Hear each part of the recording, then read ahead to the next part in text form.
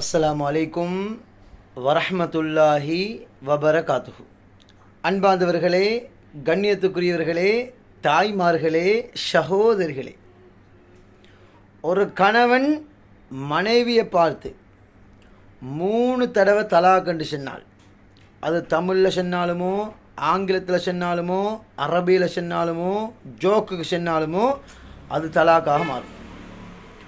ஒரு மனைவி கணவனை பார்த்து 1000 தடவைகள், 1,00,000 தடவைகள் தலாக் சொன்னாலும் அது தலாக்காக மாற மாட்டாது, அது ஏற்றுக்கொள்ளப்படாது. இப்போ பெண்களுக்கு தலாக் சொல்ல முடியாது. பெண்களுக்கு என்ன செய்யணும்? பெண்கள் என்ன செய்யணும்? ஹுல்ஆண்டுண்டிக்கு விடுதலை, கணவனிடமிருந்து விடுதலை.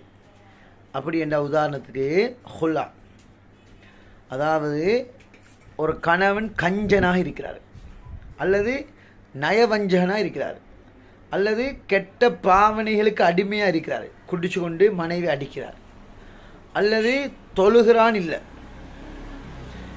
அல்லது ஏதாவது ஒரு காரணம், பிரிவுக்குரிய ஒரு காரணத்தை வச்சு மனைவி என்ன செய்யணும்டா, ஒரு காளியாரை பிடிச்சி இவர் அடிக்கிறாரு, தொழுகிறாரு இல்லை, ஹராத்தில் கிஃபச்சாரத்தில் வாழ்கிறாரு, கெட்ட வாழ்க்கை வாழ்கிறாரு, அப்படி ஏதாவது ஒரு காரணத்தை காட்டி காளியின் மூலமாக ஹுல்லா எடுத்துக்கொள்ளலாம்.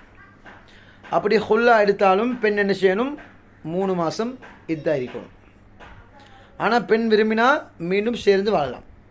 ஆனால் 3 தலாக் சொன்னால் அப்படி சேர்ந்து வாழலாம். ஹுல்லா எடுத்தால் மீண்டும் சேர்ந்து வாழலாம். இது ஹுல்லா. அதே போல் ஃபஸ்ஹு அப்படின்னா திருமணம் உடைவது. உதாரணத்துக்கு ஒரு கணவன் அல்லது மனைவி மதம் மாறுறாங்க, காஃபிராக போகிறாங்க, அல்லது புத்தி இல்லாமல் போகுது, பைத்தியமாக மாறுறாங்க. அப்படி மாறினா ஃபஸ்ஹு, திருமணம் உடைஞ்சிடும்.